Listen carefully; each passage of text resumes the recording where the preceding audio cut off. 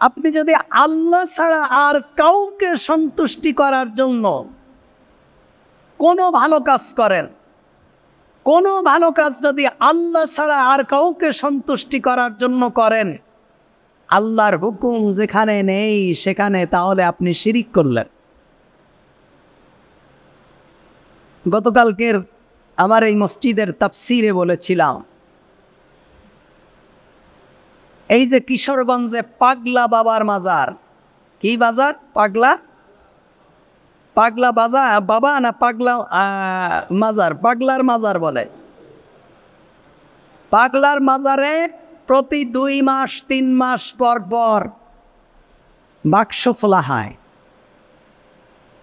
কোটি কোটি টাকার স্বর্ণের চেন, কানের দুল, হাতের বালা, স্বর্ণের আংটি, দামি দামি প্রসাধনী সব কোথায় থাকে? বাক্সের মধ্যে থাকে। গতদিন যে বাক্সটা খুলেছে, গত 1 সপ্তাহ আগে টেলিভিশনের নিউজ, একজন তার প্রেমিকাকে পাওয়ার জন্য একটা চিঠি লিখেছেন। আপনারা দেখেননি মনে হয়? একটা চিঠি লিখেছেন। চিঠি লিখে সেই চিঠি পাগলা বাবার মাজারের দান বাক্সের মধ্যে ঢুকাইছে, টাকা এবং চিঠি। তার মানে কি? তার মানে সে তার আকীদা এবং তার বিশ্বাস, আমি যদি আমার এই পাওয়ার কাকুতি মিনতি অভিযোগ যদি আমি এই মাজার ওয়ালার কাছে দেই, তাহলে আমি আমার ভালোবাসার মানুষটাকে আমি তো পাও। এ ব্যক্তি কি আর মুসলমান থাকতে পারে? এই কথার উপরে যারা সাক্ষী দিবে না, তারাও মুশরিক। এই ব্যক্তি কি আর মুসলমান থাকতে পারে? কোন ব্যক্তি যদি 1 টাকা মাজারে দেয় শাহজালালকে খুশি করার জন্য, সে ব্যক্তি কি? কোরআনুল কারীমে আপনি খুলে দেখবেন, কালকে সূরা আন-নাজমের তাফসীর করেছি 18 নম্বর আয়াত থেকে, আফারাআইতুমুল লাত ওয়াল উজ্জা ওয়া মানাতাস সালিসা, বিস্তারিত ব্যাখ্যা তাফসীরে এসেছে।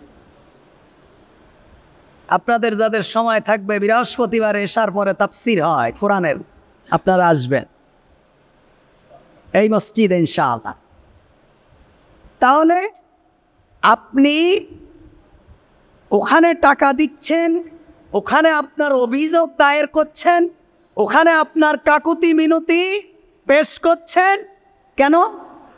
কাকে খুশি করার জন্য? কাকে শোনানোর জন্য? আপনি মুশরিক। আল্লাহ তাআলা এই কারণেই বলছেন, ওমা ইউমিনু আকতারুহুম বিল্লাহি ইল্লা ওয়া হুম মুশরিকুন। অধিকাংশ মানুষ আল্লাহর প্রতি ঈমান আনে, অথচ তারা কি? মুশরিক। তারা মুশরিক। তাই মুশরিকদের জন্য আল্লাহর জান্নাত হারাম। ইন্নাল্লাহ হারামাল কাফিরিনা ইন্নাল্লাহ আলাল জান্নাতি আলাল কাফিরিন। জান্নাতটা আল্লাহ তাআলা মুশরিক কাফিরদের জন্য হারাম করেছেন। আল্লাহ তাআলা বলছেন, সাবিকু ইলা মাগফিরাতিম মির রাব্বিকুম। এমনকি আপনি যদি নবী মুহাম্মদের রাসূলুল্লাহ সাল্লাল্লাহু আলাইহি ওয়াসাল্লামের মাজারের পাশে দাঁড়িয়ে, তার কবরের পাশে দাঁড়িয়ে যদি বলেন, আখির জামানার নবী মুহাম্মদুর রাসূলুল্লাহ সাল্লাল্লাহু আলাইহি ওয়াসাল্লাম, আপনাকে তো আমরা খুব ভালোবাসি, আপনার কাছে আসার মতো সামর্থ্য আমাদের হয় না, আমরা সারা জীবনে একবার এসেছি ইয়া রাসূলুল্লাহ, আর আসতে পারবো কি জানি না ইয়া রাসূলুল্লাহ, আপনি আমাদের এই প্রয়োজনটা আপনি পূরণ করে দিন। এটা যদি মুহাম্মদুর রাসূলুল্লাহর কাছেও কেউ বলে, সে ব্যক্তি কি? মুশরিক। কারণ কি? আপনি কালিমা যখন পড়েছেন, আপনি এই সাক্ষী দিয়েছেন, আশহাদু আল্লা ইলাহা ইল্লাল্লাহু ওয়াহদাহু লা শারীকা লাহু ওয়া আশহাদু আন্না মুহাম্মাদান আবদুহু ওয়া রাসূলুহু।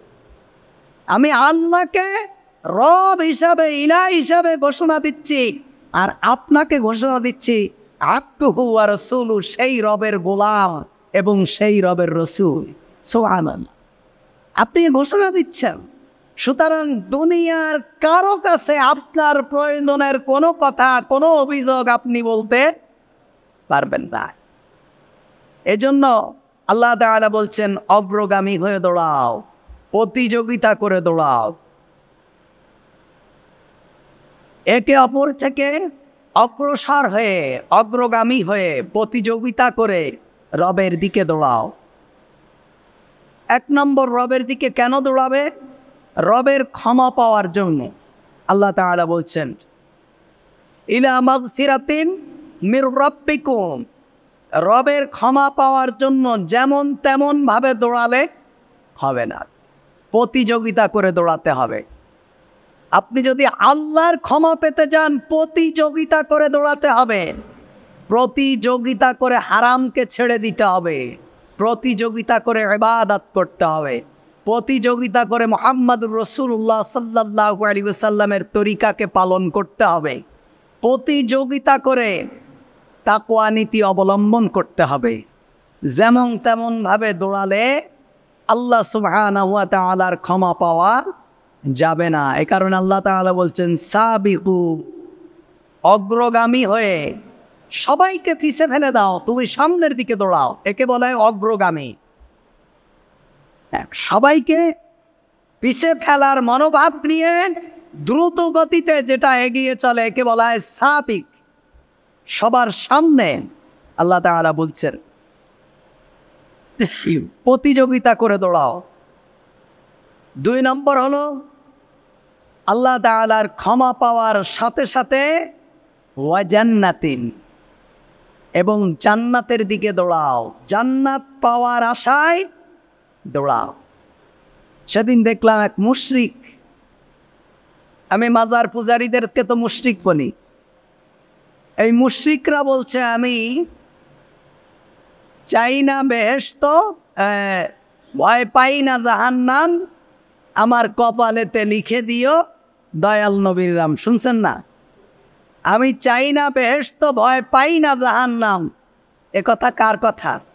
আবু জাহেলের কথা, যে আমি জাহান্নামকে ভয় পাই না। মুহাম্মদুর রাসূলুল্লাহ সাল্লাল্লাহু আলাইহি ওয়াসাল্লাম যখন কোরআনের আয়াত অবতীর্ণ হলো, তার উপর আল্লাহ তাআলা বললেন, জাহান্নামীদেরকে যাক্কুম ফল খাওয়ানো হবে এবং উত্তপ্ত গরম ফুটান্ত পানি খাওয়ানো হবে।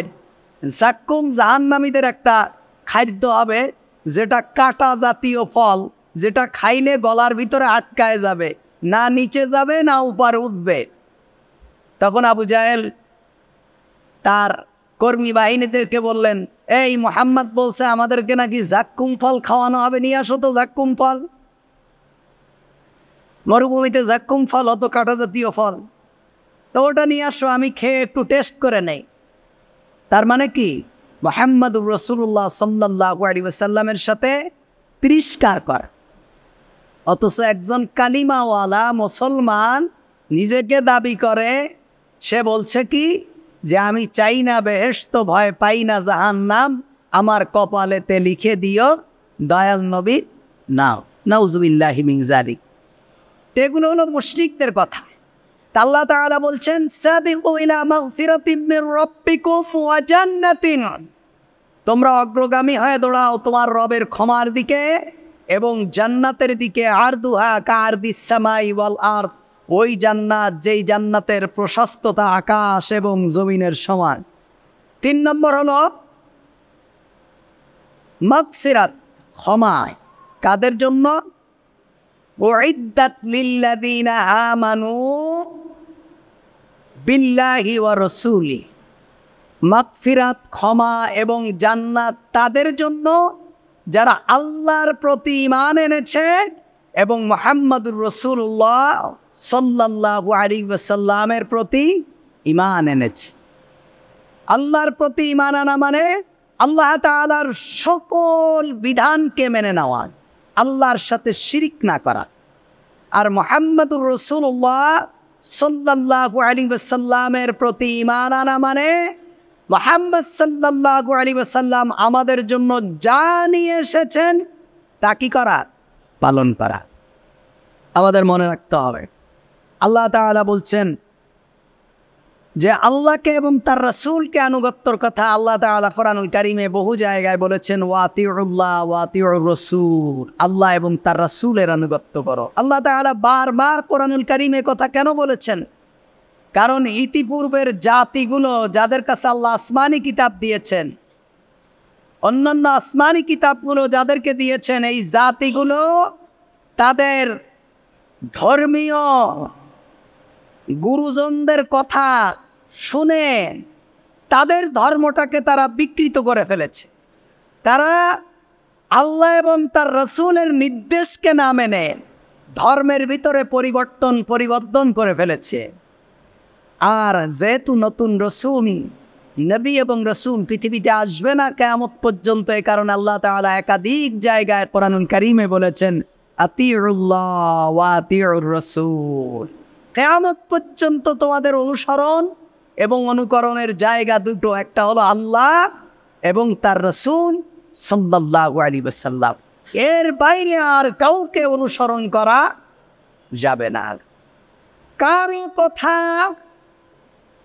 কোনো প্রশ্ন ছাড়া মেনে নেওয়ার কোনো সুযোগ নেই, শুধু আল্লাহ এবং তার রাসূলের কথা ছাড়া। আল্লাহ এবং তার রাসূলের কথা যখনই আসবে তখন বিনা প্রশ্নে সেটা মেনে নিতে হবে।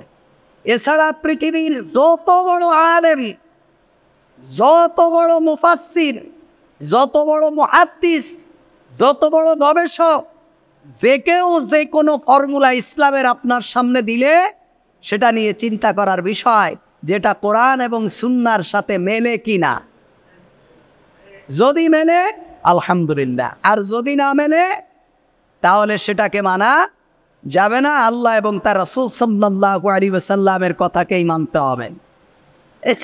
আল্লাহ তাআলা কোরআনুল কারীমের আরেক জায়গায় বলছেন, ওয়াসারিউ ইলা মাগফিরাতিম মির রাব্বিকুম ওয়া জান্নাতিন আরদুহা কাআরদিস সামাওয়াতি ওয়াল আরদ। ওয়াসারিউ, সারিউন বলেন সুরা, আরবিতে বলা হয় সুরা, মানে তীব্র গতিতে। আরাবিয়ান ঘোড়ারা যখন ছোটে যুদ্ধের ময়দানে কে সুরা বলা। আরবিতে যারা সৌদি আরব, দুবাই আছেন, তারা ছিলেন, তারা বলতে পারবেন। কোনো কাজের জন্য যখন তারা নির্দেশ দেয় তখন তা সুরা, মানে দ্রুত আসো। তা আল্লাহ সারিউ শব্দ ব্যবহার করেছেন, তীব্র গতিতে দৌড়াও। কারণ কি? কারণ সময় শেষ। তুমি হেলায় খেলায় দৌড়াবা, চলছে তো গাড়ি চলছেই, এমন গতিতে চললে আল্লাহর ক্ষমা পাওয়া যাবে না। সারিউ ইলা মাগফিরাতিন, আল্লাহর ক্ষমার জন্য তীব্র গতিতে দৌড়াও, প্রতিযোগিতা করে দৌড়াও, অগ্রগামী হয়ে দৌড়াও, তীব্র গতিতে দৌড়াও। আল্লাহ তাআলা আলাদা আলাদা আয়াত নাজিল করে দিলেন যে যদি আল্লাহর ক্ষমা পেতে চাও প্রতিযোগিতা করে দৌড়াও, তীব্র গতিতে দৌড়াও। মানে তোমার মাথায় সব সময় এই ফিকির থাকবে যে আমি আল্লাহর ক্ষমা পাবো কিভাবে। আমার প্রত্যেকটি কাজে আল্লাহর ক্ষমা, প্রত্যেকটি কাজে আমাদেরকে আল্লাহর ক্ষমা পেতে হবে।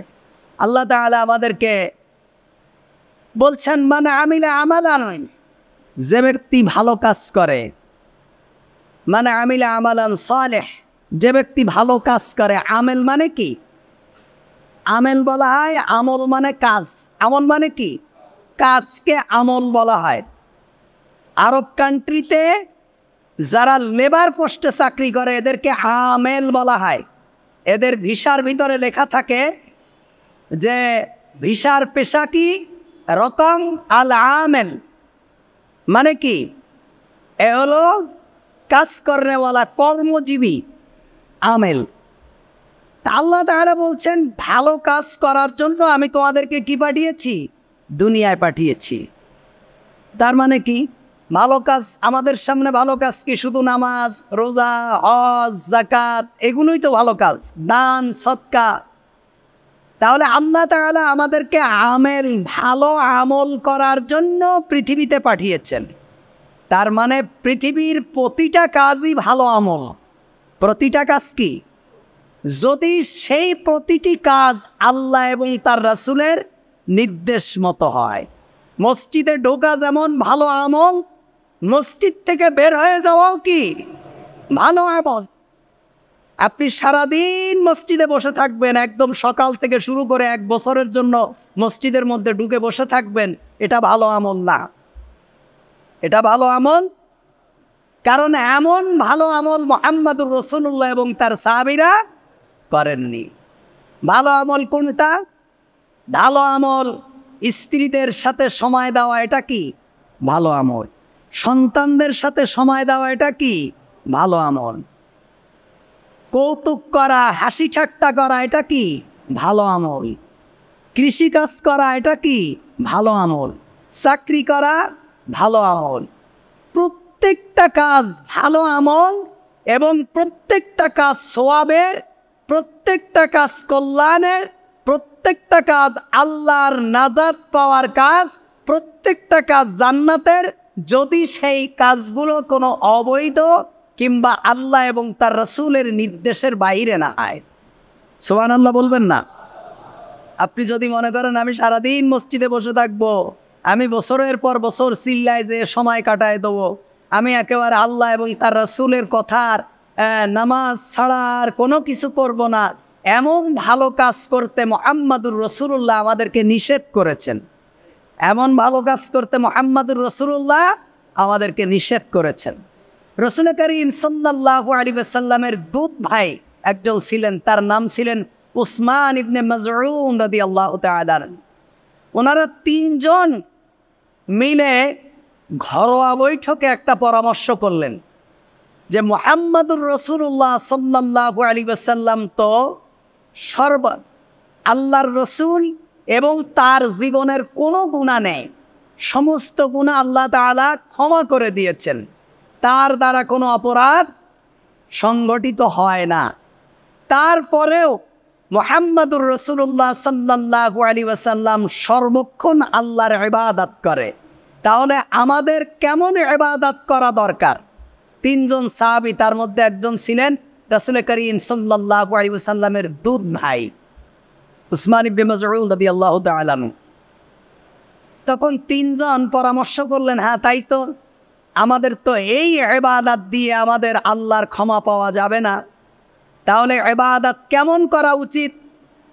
তা বললেন, একজন বললেন, তাহলে আমি আজকের থেকে জীবনে যতদিন বেঁচে থাকব দিনের বেলায় কোনো পানাহার করব না, সারা জীবন একেবারেই আমি রোজা রাখব। একজন বললেন। আরেকজন বললেন যে আমি জীবনে যতদিন বেঁচে থাকব রাতের বেলায় ঘুমাবো না।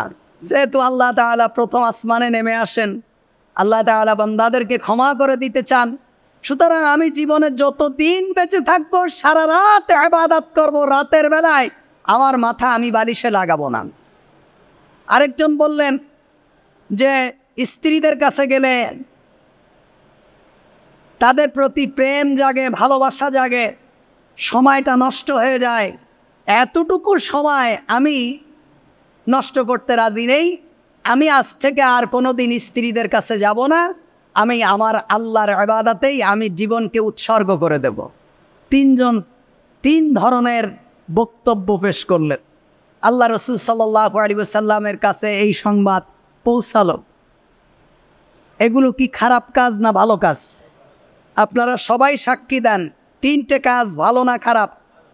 কার জন্য করে? আল্লাহর জন্য। কার জন্য? আল্লাহকে পাওয়ার জন্য, আল্লাহকে সন্তুষ্টি করবার জন্য। মুহাম্মদুর রাসূলুল্লাহ এই সংবাদগুলো শুনে কি হওয়া দরকার ছিল? খুশি হওয়া দরকার ছিল যে আমার সাহাবীদের মধ্যে এমন 3 জন সাহাবী যারা আমার সাথে আমলের প্রতিযোগিতা করে। কি হওয়া দরকার ছিল? খুশি হওয়া দরকার ছিল। আল্লাহ রাসূল সাল্লাল্লাহু আলাইহি ওয়াসাল্লাম যখন এই সংবাদ শুনলেন, আল্লাহ রাসূল সাল্লাল্লাহু আলাইহি ওয়াসাল্লাম তাদেরকে ডাকলেন, ডেকে বললেন, শোনো, তোমরা যে যুক্তি পরামর্শ করেছো, তোমরা যে সিদ্ধান্ত নিয়েছো, এগুলো কোনোটাই আমার সুন্নাহ না, এগুলো কোনোটাই আমার সুন্নাহ না। আর মনে রাখবা, মান রাগিবা আন সুন্নতি ফালাইসা মিন উম্মতি, যে ব্যক্তি আমার সুন্নাহ মানে না, আমার নিয়ম অনুযায়ী যে ব্যক্তি ইবাদত করে না সে ব্যক্তি আমার উম্মতের দলভুক্ত নয়। বরং আমি মুহাম্মদুর রাসূলুল্লাহ কখনো রাত্রে ঘুমাই, আবার কখনো জেগে থাকি। সুতরাং তুমি একাধারে বছরের পর বছর রাত্রে জেগে থাকবা, এটা রাসূলুল্লাহর সুন্নাহ না। এটা কখনো মুহাম্মদুর রাসূলুল্লাহর সুন্নাহ না, এটা ইবাদত না। বরং রাতের বেলায় ঘুমানো যেমন ইবাদত, রাতের বেলায় জেগে থাকাও তেমন ইবাদত। স্ত্রীদের সঙ্গ ছেড়ে দিয়ে নামাজ পড়া যেমন ইবাদত, স্ত্রীদের সাথে সময় কাটানো কি ইবাদত। স্ত্রীদের সাথে সময় দেওয়া, স্ত্রীদের সাথে হাসি তামাশা করা, স্ত্রীদের সাথে বিনোদন করা, এগুলো সব ইবাদত। আল্লাহ রাসূল সাল্লাল্লাহু আলাইহি ওয়াসাল্লাম বললেন, দিনের বেলায় রোজা রাখা যেমন ইবাদত, দিনের বেলায় রোজা না রেখে কখনো কখনো খাওয়া এটাও কি ইবাদত।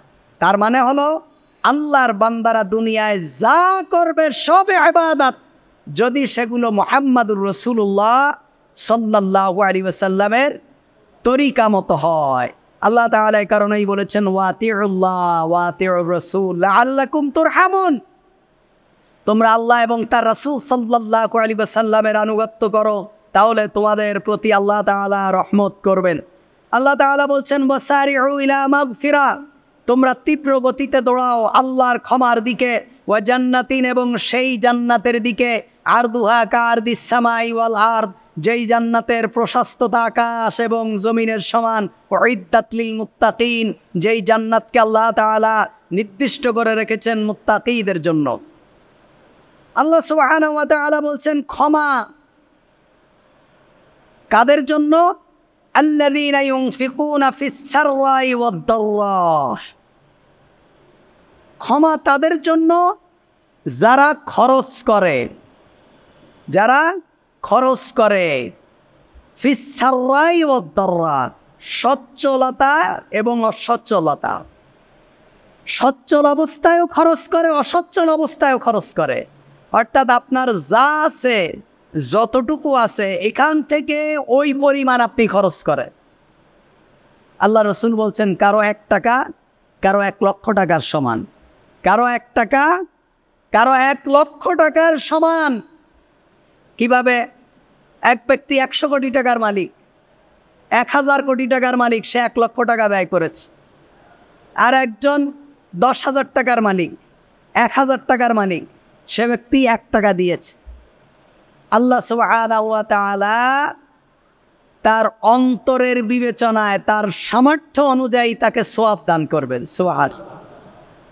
সেই ঐতিহাসিক তাবুকের যুদ্ধে আল্লাহ রাসূল সাল্লাল্লাহু আলাইহি ওয়াসাল্লাম যখন সাহাবীদের কাছ থেকে কালেকশন করছিলেন, এয়ানাত কালেকশন করছিলেন যে কে কি দিতে পারবেন তাবুকের যুদ্ধে, কারণ যুদ্ধের যে খরচ বহন করতে হবে, এই যুদ্ধের খরচ বহন করার জন্য কে কি দিবে।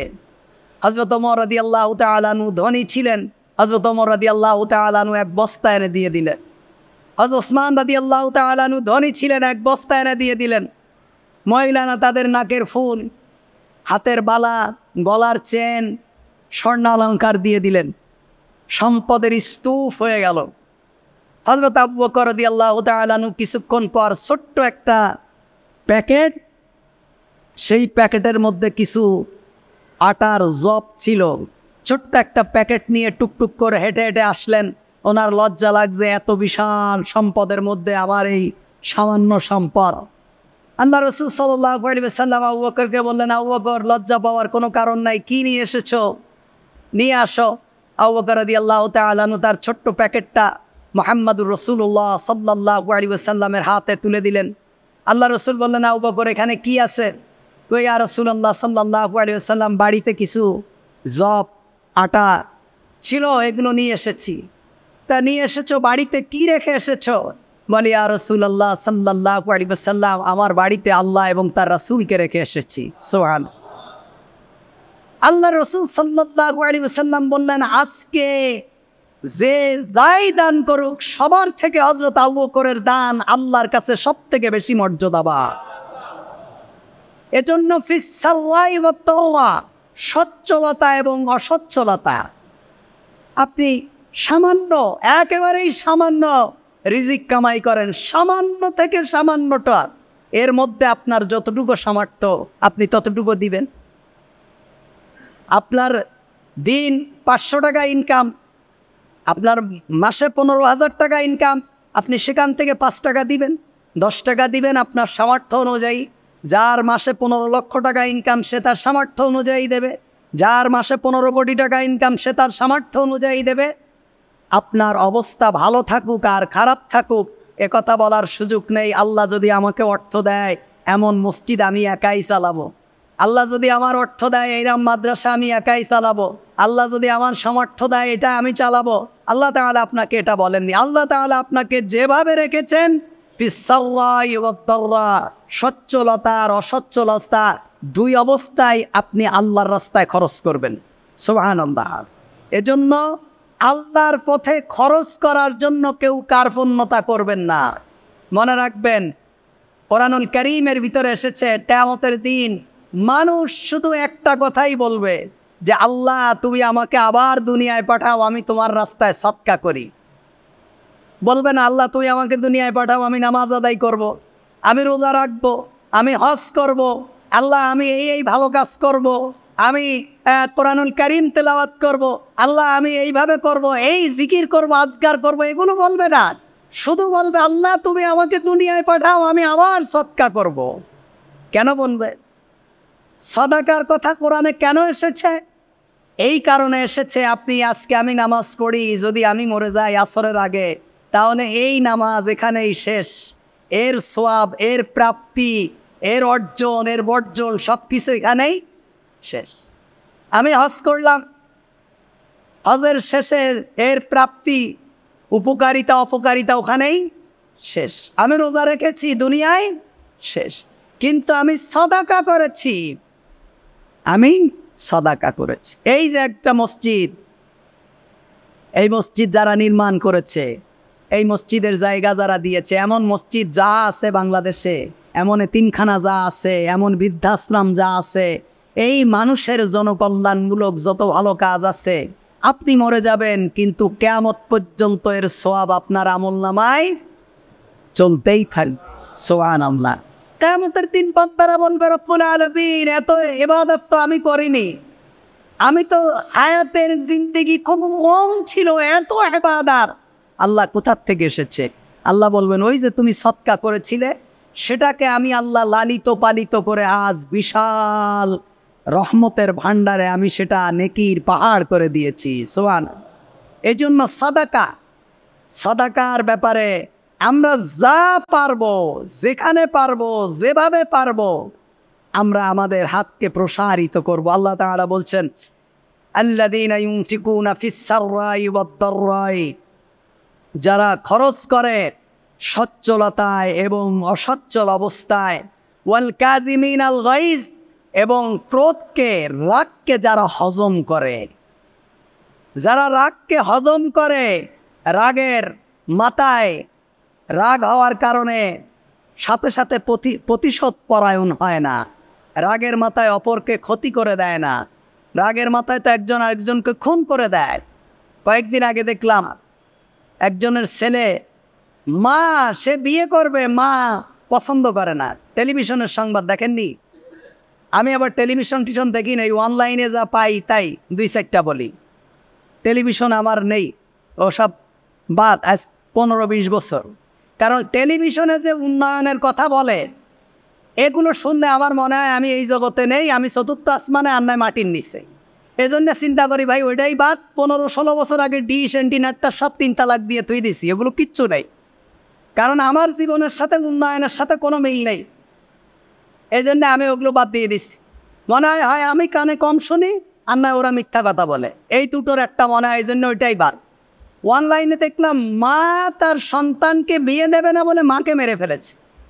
নাউজুবিল্লাহি মিন যালিক। এই দুনিয়ায় মানুষ যে প্রতিশোধ পরায়ণ হয়, মানুষ মানুষকে যে ক্ষতি করে, মানুষ মানুষের উপরে যে প্রতিশোধ নেয় রাগের বশবর্তী হয়ে, আল্লাহ সুবহানাহু ওয়া তাআলা সে কথাই বলেছেন ওয়াল কাযিমিনাল গাইজ, যে ব্যক্তি ক্রোধকে হজম করে আর কি করে, ওয়াল আফিনা আনিন নাস, এবং অন্যদের অপরাধকে ক্ষমা করে। তাহলে 1 নম্বর সচ্ছল এবং অসচ্ছল অবস্থায় আল্লাহর পথে ব্যয় করে। 2 নম্বর রাগকে হজম করে, রাগকে হজম করে। আল্লাহ রসুল বলছেন, তোমার যদি দাঁড়ানো অবস্থায় রাগ হয় তাহলে বসে যাও, বসে অবস্থায় রাগ হলে শুয়ে পড়ো, রাগকে হজম করো। কারণ রাগের কারণেই একজন আরেকজনের উপর প্রতিশোধ পরায়ণ হয়, মানুষ বেশি গুনাহ করে ফেলে। রাগের কারণেই মানুষ একজন আরেকজনের সম্পদ দখল করে নেয়, রাগের কারণেই একজন আরেকজন মানুষকে হত্যা করে ফেলে। এমন অসংখ্য পাপ সংগঠিত হয় মানুষ রাগের কারণে। এজন্য আল্লাহ তাআলা বলছেন, যারা রাগকে হজম করে ওয়াল আফিনা আনিন নাস, এবং মানুষের অন্যায়কে ক্ষমা করে দেয়। আল্লাহ রসুল বলছেন, মান সাতারা মুসলিমান সাতারাল্লাহু ইয়াউমাল কিয়ামাহ। আমরা তো মানুষের দোষকে উপড়ায় ফেলি, মানুষের দোষ আমরা কি করি? উপড়ায় ফেলি। গত শুক্রবার আপনারা জানেন না, এই পাশে একটা মহিলার লাশ পাওয়া গেছে, আমি শুনলাম সেই মেয়েটার চোখ নাকি উঠায় ফেলছে।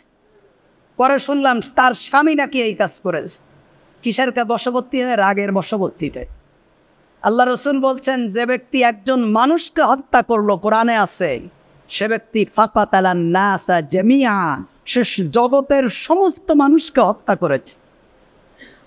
আল্লাহ বলছেন, অমাইয়াতুল মুমিনান মুতাআম্মিদান ফাজাযাউ জাহান্নাম, যে ব্যক্তি ইচ্ছাকৃতভাবে একজন মুমিনকে হত্যা করলো, তার আর কোনো ফয়সালা নেই, তার ফয়সালা হবে জাহান্নাম। আজকে পরিবারের মধ্যে এই গন্ডগোল চলছে, ভাইয়ে ভাইয়ে গন্ডগোল, ভাই ভাই ভাই ভাইকে মেরে ফেলছে, মা তার সন্তানকে মেরে ফেলছে, সন্তান তার মাকে মেরে ফেলছে, স্বামী স্ত্রীকে হত্যা করছে, স্ত্রী স্বামীকে হত্যা করছে। আল্লাহ রসুল বলছেন, কিয়ামতের পূর্বে এই হত্যা বেড়ে যাবে, ঘরে ঘরে মানুষ মানুষকে হত্যা করে ফেলবে। আল্লাহ তাআলা বলছেন, ক্ষমা তাদের জন্য যারা তাদের ক্রোধকে হজম করে এবং মানুষকে ক্ষমা করে দেয়। ক্ষমা, আপনি যদি একজন মানুষকে ক্ষমা করে দেন তার অপরাধের কারণে, আল্লাহ তাআলা আপনাকে ক্ষমা করে দেবেন। সুবহানাল্লাহ। এজন্য আমরা, কেউ যদি কোনো অপরাধ করে, অপরাধ হবেই, করবেই, চলবেই, আমরা চেষ্টা করব একে অপরকে ক্ষমা করে দিতে। যদি এই গুণ আমরা অর্জন করতে পারি, আল্লাহ তাআলা তাদেরকে মুহসিন বলেছেন। আল্লাহ তাআলা বলছেন, আল্লাহু ইউহিব্বুল মুহসিনিন, আল্লাহ তাআলা মুহসিনদেরকে ভালোবাসেন। ভাইরা আমার, মানুষ সময় কাটায়, আল্লাহ তাআলা মানুষকে দৌড়াতে বলেছেন, তীব্র গতিতে দৌড়াতে বলেছেন। এই মানুষ সময় কাটায় 3 ভাবে, হয় বসে, নয় শুয়ে, আর নয় দাঁড়িয়ে। এই 3 অবস্থার বাইরে সময় কাটানোর আর মানুষের কোনো সুযোগ। হয় বসে বসে সময় কাটায় দেয়, পাও সময়, হয় দাঁড়িয়ে দাঁড়িয়ে এমনি গল্প গুজব করতে করতে সময় কাটিয়ে দেয়, অথবা এমনি শুয়ে শুয়ে সময় কাটিয়ে দেয়। আল্লাহ তাআলা সকল অবস্থায় তার নির্দেশ পালন করার হুকুম দিয়েছেন। আল্লাহ তাআলা বলছেন, আল্লাযীনা ইয়াযকুরুনাল্লাহ, যারা আল্লাহর জিকির করে, কিয়ামান দাঁড়িয়ে, ওয়া কুউদান এবং বসে, ওয়া জুনুবান ওয়া আলা জুনুবিহিম এবং শুয়ে। বলছে তোমরা আল্লাহর জিকির করো দাঁড়িয়ে, বসে এবং শুয়ে। তার মানে কি? তার মানে আপনি ঘুমাবেন, ঘুমানোর সময় আল্লাহর জিকির। মুহাম্মদুর রাসূলুল্লাহ সাল্লাল্লাহু আলাইহি ওয়াসাল্লাম যে নির্দেশ দিয়েছেন, প্রতিদিন শোয়ার আগে সূরা মুলক তেলাওয়াত করা, মাত্র 29টা আয়াত। যদি কোনো ব্যক্তি সূরা মুলক তেলাওয়াত করে, তার সংসারে কখনো দরিদ্র উকি মেরে দেবেন, উকি মারবে না। সুবহানাল্লাহ। তারপরে আল্লাহ রাসূল সাল্লাল্লাহু আলাইহি ওয়াসাল্লাম বলেছেন দোয়া পড়ে ঘুমাতে। তা আপনি যদি রাসূল সাল্লাল্লাহু আলাইহি ওয়াসাল্লামের এই সুন্নাহ মেনে ঘুমান, সারা রাত ঘুমিয়ে থাকবেন, কিন্তু আপনার আমলনামায় জিকিরের সওয়াব, আল্লাহ তাআলার ইবাদতের সওয়াব ফেরেশতারা লিখতেই থাকবে। সুবহানাল্লাহ। তার মানে আপনার জীবনের কোনো মুহূর্ত খালি নেই, হয় ইবাদত অথবা আল্লাহর নাফরমানি। সুতরাং আপনি যদি মুহাম্মদুর রাসূলুল্লাহ সাল্লাল্লাহু আলাইহি ওয়াসাল্লামের তরিকা মানেন, তাহলে ইবাদত, আর যদি না মানেন, ফেরেশতারা আল্লাহর তরিকা, রাসূলুল্লাহর তরিকা না মানার কারণে আপনার আমলনামায় আল্লাহর তাআলার নাফরমানি লিখতে থাকবে। আল্লাহ তাআলা বলছেন আল্লাহর জিকির করো দাঁড়িয়ে, বসে এবং কি শুয়ে। মানুষ দৌড়ায়, মানুষ যে এই পৃথিবীতে কর্মব্যস্ত জীবন পার করে তিনটা কারণে। তিনটা কারণে মানুষ এই দুনিয়ায় কর্মব্যস্ত এবং মানুষ ছুটছে দিক থেকে দিগন্তে, ছুটছে তিনটি কারণে। এক নম্বর হলো জরুরি এবং গুরুত্বপূর্ণ কোনো বিষয় যাতে কোনো অবস্থায় ছুটে না যায়। মানুষ ছোটে, মানুষের যে লক্ষ্য বস্তুর দিকে মানুষ ছোটে, তার যে জরুরি কোনো বিষয় যেন ছুটে না যায়। আপনি টেন্ডার জমা দেবেন, 12টার ভিতরে আপনার টেন্ডার জমা দিতে হবে। 12টা 1 মিনিট আপনার টেন্ডার বন্ধ। আপনার আগের দিন ঘুম নাই, সারা রাত আপনি আর ঘুমে কাটিয়েছেন। আপনার যে ফাইল, যে কাগজপাতি জমা দিতে হবে, এটা 200-300 বার আপনি একটার পর একটা উল্টায় দেখেছেন। এটা যার পরে রাখতে হবে সেই ভাজে ভাজে রেখেছেন কিনা, আপনার কোথাও সিগনেচার ভুল হয়েছে কিনা, কোনো নামের শব্দ বানান ভুল গেছে কিনা, আপনার ব্যাংকের পে অর্ডার ঠিক হয়েছে কিনা, যেই ব্যাংকে করার কথা ছিল সেইটাই করেছেন কিনা, বারবার আপনি দেখছেন। সারা রাত ঘুমাননি, 12টায় আপনার টেন্ডার জমা দিতে হবে। ব্যাংক অফিস খুলবে সকাল 10টায়, আপনি 7টার সময় যে লাইনে দাঁড়িয়েছেন কেন? আপনার অতীব প্রয়োজনীয় জিনিস আপনার কাছ থেকে ছুটে যাওয়ার আশঙ্কায় আপনি দৌড়াচ্ছেন। 2 নম্বর, সময় না থাকার কারণে এবং তা পূরণ দেওয়ার কারণে। সময় কম, কারণ আপনার যে টার্গেট, আপনার পরীক্ষার বাকি আছে আর মাত্র 7 দিন, আপনার সাবজেক্ট হলো 14টা। এই 7 দিনে 14টা সাবজেক্ট কমপক্ষে 10 বার করে আপনার রিভিশন দিতে হবে। আপনার সময় নেই, অথবা আপনার বিবাহের ডেট পড়ে গেছে, বাকি আছে 15 দিন। আপনার বিদেশের ভিসা চলে এসেছে, আপনার সময় নেই, মাত্র 10 দিন। আপনার টাকা ম্যানেজ করতে হবে আরও 3 লক্ষ টাকা। জমি বিক্রি করবেন, জমি নেই, যাও আছে খরিদ্দার নেই। গাছ বিক্রি করবেন, দাম নেই। আপনার গুদামে মাল আছে, সেটা কেউ নিচ্ছে না। আপনার সারাদিন প্রেশানি। এই সময়ের ভিতরে আমার এটা যদি কাভার দিতে না পারি, তাহলে আমার যে টাকা জমা দিছি সেটাও কি মায়ের। এই যে সময়ের কমের কারণে। আরেকটা কি? নির্দেশ পালনের ক্ষেত্রে 100% আনুগত্য করার জন্য। আমার বসের অর্ডার, যদি বসের এই অর্ডারের কোনো প্রকার ঘাটতি হয়, বস যদি আমার বড় অখুশি হয়ে যায়, তাহলে আমার যেমন প্রমোশন হবে না, তদ্রূপ আমার চাকরিও না থাকতে পারে। এই যে আনুগত্যের ক্ষেত্রে 100% এগিয়ে থাকার জন্য মানুষ দৌড়ায়। আনুগত্য যাতে কোনো প্রকার মিস না হয়ে যায়, তার হুকুম যেন কোনো প্রকার, বসের নির্দেশ যেন কোনো প্রকার লঙ্ঘন না হয়। এই 3 কারণে মানুষ দৌড়ায়। আল্লাহ তাআলা বলছেন যে বান্দাও আল্লাহর দিকে এই 3টা কারণেই দৌড়াবে। বান্দা আল্লাহর দিকে 3টা কারণে দৌড়াবে, যাতে কোনো গুরুত্বপূর্ণ জিনিস যাতে ছুটে না যায়। 1 নম্বর, মানুষের কাছে সবথেকে গুরুত্বপূর্ণ জিনিস কি? ইলা মাগফিরাতিম মির রাব্বিকুম। আল্লাহ তাআলা বলছেন সারিউ ইলা মাগফিরাতিম মির রাব্বিকুম, তীব্র গতিতে দৌড়াও আল্লাহর ক্ষমার দিকে। তে আল্লাহর ক্ষমার গুরুত্ব বোঝা এবং জাহান্নামের শাস্তির গুরুত্ব বোঝা, এই আল্লাহর ক্ষমা, জাহান্নামের শাস্তি এবং জান্নাত, এটাকে গুরুত্বপূর্ণ জিনিস মনে করে আল্লাহর দিকে দৌড়ানো। যে কোনো কারণে যদি আল্লাহর নাফরমানি হয়ে যায়, কোনো কারণে যদি আল্লাহ সুবহানাহু ওয়া তাআলা আমার পর অসন্তুষ্ট হয়ে যায়, তাহলে আমি আল্লাহর ক্ষমা পাব না। আরেকটা হলো সময় না থাকার কারণে মানুষ দৌড়ায় অল্প সময়ে বেশি কাজ করা। সময় নেই, সময় একদম শেষ। এই কতটুক সময়ের ভিতরে আমার এই কাজ সম্পাদন করতে হবে, তীব্র গতিতে করো। একজনের কাজ 7 জনে করো, করতেই হবে, না করতে পারলে হবে না।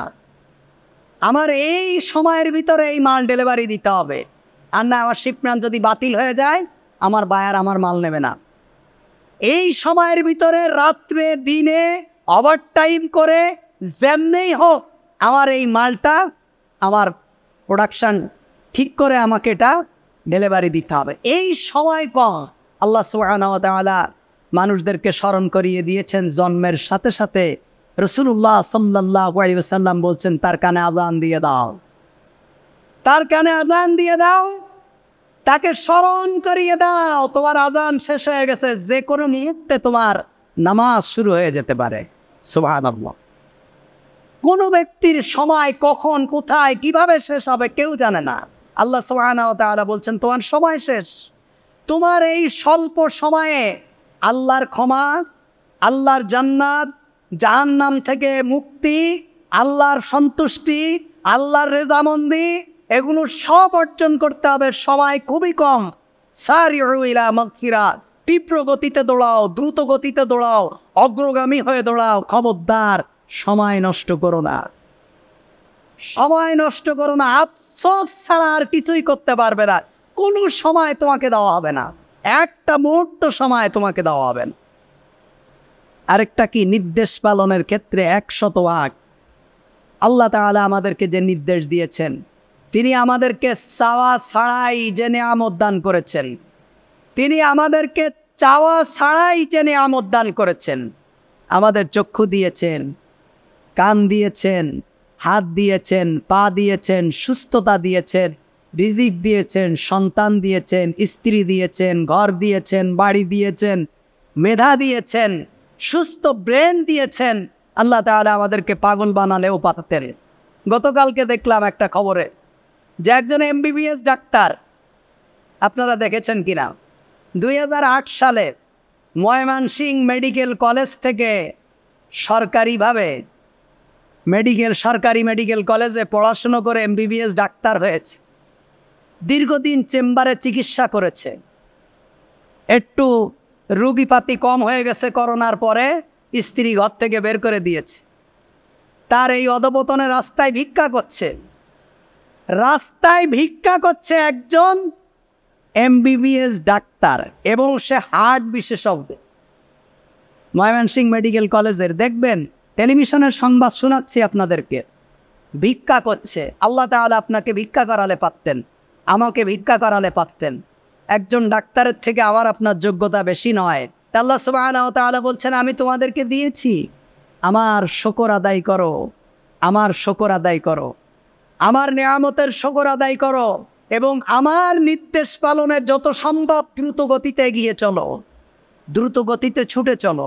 আল্লাহ সুবহানাহু ওয়া তাআলা তার রাস্তায় তার হুকুম মানার জন্য, তার নির্দেশ পালন করার জন্য, জাহান্নাম থেকে মুক্তি পাওয়ার জন্য, জান্নাত পাওয়ার জন্য, আল্লাহর রহমত পাওয়ার জন্য আল্লাহ সুবহানাহু ওয়া তাআলা তার রাস্তায় যেন আমাদেরকে তীব্র গতিতে ছোটার তৌফিক দান করে। আমিন।